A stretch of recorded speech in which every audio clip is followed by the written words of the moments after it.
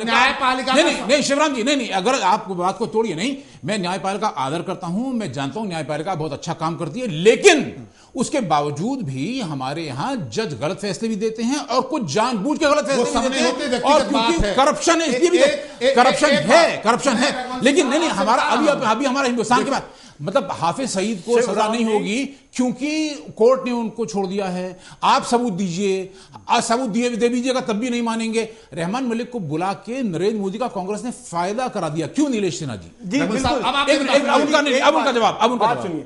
आप अभी इस समय जैसे रघुवंशी जी ने कहा कि हाफिज सईद के बारे में सलमान मलिक की क्या बयान है, आप मुझे एक बात बताइए कि कांग्रेस पार्टी की जो यूपीए सरकार है उसमें जो इस समय आपके एक्सटर्नल अफेयर मिनिस्टर हैं, चाहे इससे पहले जो रहे हैं, आपकी फॉरेन पॉलिसी क्या है?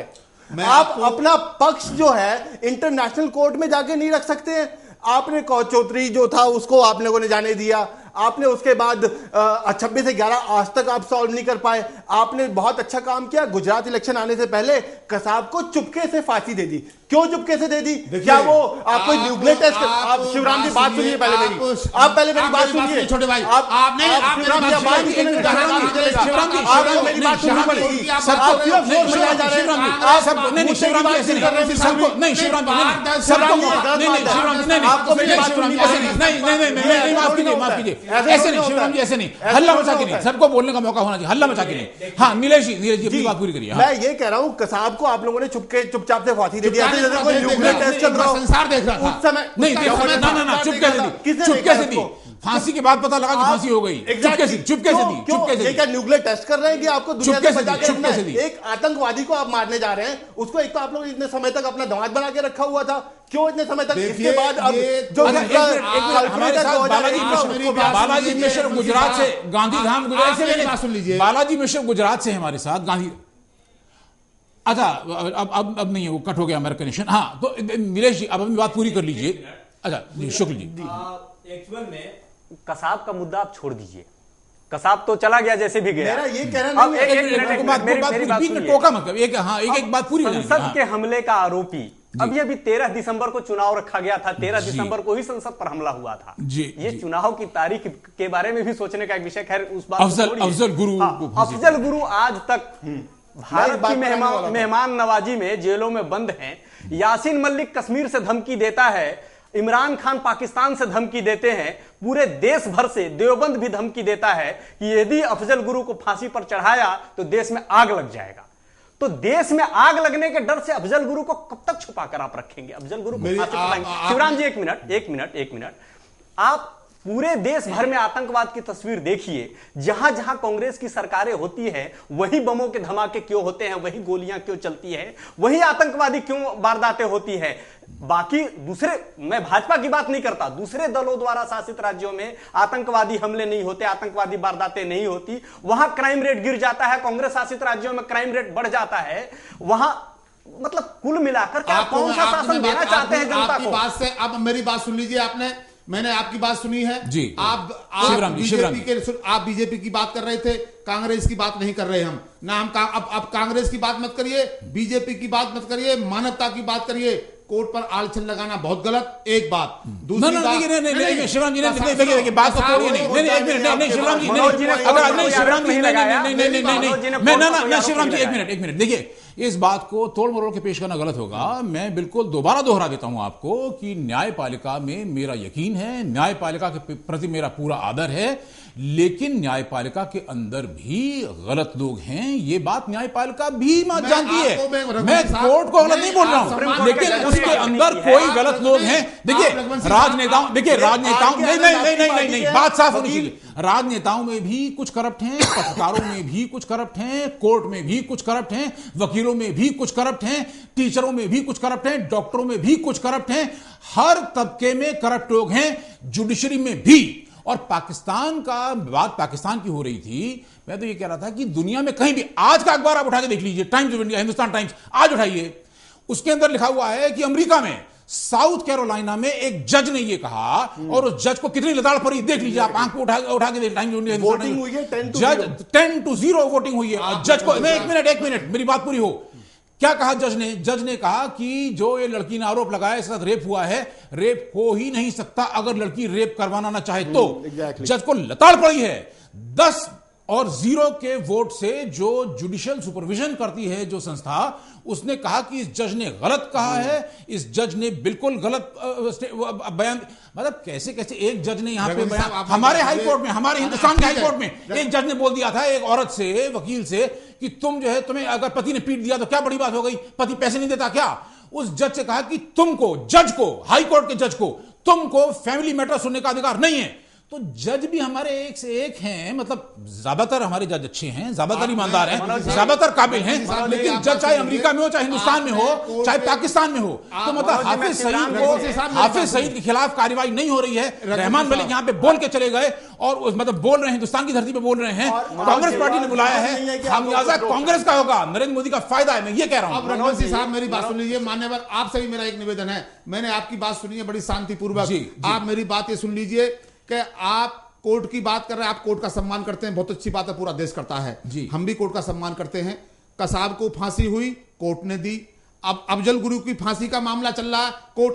अब इसमें जो कोर्ट की बात आती है, कोर्ट ने फांसी सुना दी है, कोर्ट ने फांसी सुना दी है, फांसी सुना दी है, ठीक है, नहीं सुना दी, मैं मानता हूं उस बात, सुप्रीम कोर्ट ने सुनाई, सुप्रीम कोर्ट ने सुना दी। अब आती है बात आतंकवाद की, पनाह की। आप चाहते हैं कि कांग्रेस, आप उस आंकड़े को भी उठाकर देख लीजिए, जब भारतीय जनता पार्टी की सरकार केंद्र में थी जी, जसवंत सिंह विदेश मंत्री हुआ करते थे जी जी, जहाज को हाईजैक कर लिया, शर्मनाक बात थी। शर्मनाक, आपके लोग, आपका विदेश मंत्री, आपका प्रधानमंत्री वहां गया और उन्होंने जाकर के प्रधानमंत्री जसवंत सिंह ने उनसे सरेंडर किया, उनके सामने। शर्म की बात थी। अच्छा, एक बात मुद्दे की बात, उसके अलावा प्रधानमंत्री अटल बिहारी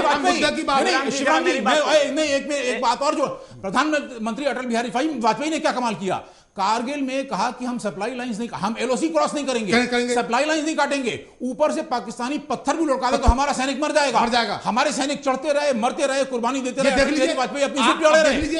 अटल बिहारी वाजपेयी ने क्या कमाल किया, इतना डरपोक प्रधानमंत्री था हमारा कि हमारे 16 बीएसएफ के लोगों को बॉर्डर, इसने ये बांग्लादेश का जो बीडीआर है उसने काट के जानवर से लटका के भेज दिया था यहाँ पे। अटल बिहारी वाजपेयी के मुंह से चू नहीं निकला। शर्म की बात है, शर्म की बात है। एक बात, शर्म की बात बता रहा हूं मैं, आप दोनों से अटल बिहारी वाजपेयी जी, कृपया मेरी बात सुने।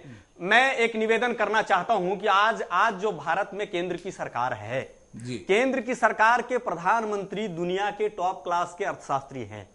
चिदंबरम साहब भी बहुत बड़े अर्थशास्त्री माने जाते हैं, और ऐसे बहुत सारे अपने आप को अर्थशास्त्री कहने वाले लोग इस सरकार के मंत्री हैं, कैबिनेट मिनिस्टर्स हैं। मैं कहना चाहता हूं, निवेदन करना चाहता हूं कि भारत की अर्थव्यवस्था डूब क्यों रही है, इसको उबारिए। और चाइना हमसे विकास में कितना मीलों दूर निकल गया। अंत में आज एक मिनट मेरी बात पूरी कंप्लीट करनी, कृपया मेरी बात कंप्लीट होने दीजिए। टाइम खत्म हो गया, मुझे घड़ी दिखाई दे रही है, मतलब 9:58 हो रहा है, टाइम खत्म हो रहा है, तो मुझे एंड में अपना डायलॉग भी तो बोलने दीजिए ना, वो टाइम ही नहीं मिलेगा मुझे बोलने।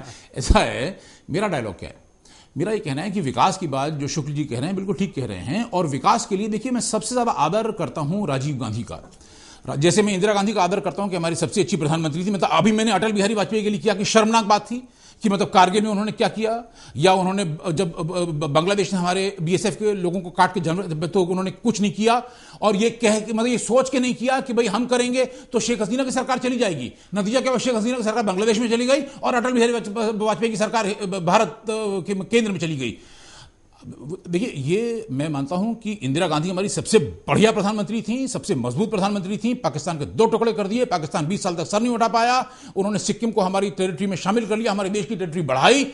राजीव गांधी विकास के बहुत अच्छे उदाहरण थे, उन्होंने ऐसा विकास किया, उस समय उनको उसका कोई फायदा नहीं मिलना था। राजीव, माफ नहीं, आपका समय समाप्त, अब मेरा समय है।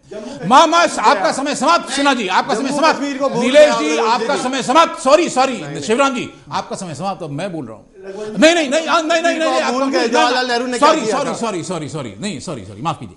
अब अंतिम बात हो रही है ना, तो देखिए राजीव गांधी विकास के हमारे बहुत अच्छे, कैसा उदाहरण, एक ऐसा उदाहरण कि राजीव गांधी ने जो विकास किया लोगों को उस समय समझ में नहीं आया। मतलब राजीव गांधी ये जानते थे कि इसका श्रेय उनको नहीं मिलेगा।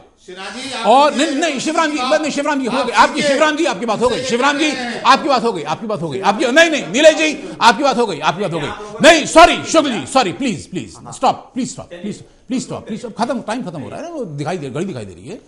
राजीव गांधी विकास के हमारे उत्कृष्ट उदाहरण हैं। उन्होंने वो विकास किया जिसका उनको श्रेय नहीं मिलने वाला था उनके समय में। श्रेय कब मिलता? जब लोगों को समझ में आता कि उन्होंने क्या किया हमारे लिए, कंप्यूटर, टेलीकॉम रेवोल्यूशन, जब उसका फायदा आज लोगों को समझ में आ रहा है। राजीव गांधी ने वो विकास किया जिसका उनको श्रेय नहीं मिलने वाला था। उनको मालूम था कि लोग माहौल भी उड़ाएंगे, मुखालफत भी करेंगे, फिर भी उन्होंने बिल्कुल निस्वार्थ होकर हमारे लिए यह काम किया। उसी तरीके से नरेंद्र मोदी का चरित्र है। नरेंद्र मोदी के परिवार को देख लीजिए, नरेंद्र मोदी ने अपने परिवार के लिए कुछ नहीं किया है। नरेंद्र मोदी एक सन्यासी है। वो जो विकास कर रहा है वो आपको परिवार, मुझे परिवार, आपको परिवार मानता है। नरेंद्र मोदी जो विकास कर रहा है वो विकास, नरेंद्र मोदी जो विकास कर रहा है आपको अपना परिवार, आपको शिवराम जी सॉरी, नरेंद्र मोदी जो विकास कर रहा है उसी स्पिरिट से कर रहा है जिस स्पिरिट से राजीव गांधी ने किया। निस्वार्थ अपने लिए नहीं कर रहा है। नरेंद्र मोदी आपको परिवार मानता है, आपके लिए कर रहा है। अगर नरेंद्र मोदी को सत्ता नहीं मिली तो नुकसान आपका है। इसके बाद आप फैसला कर लीजिए। कल इसी वक्त आपसे फिर मुलाकात होगी, तब तक के लिए नमस्कार।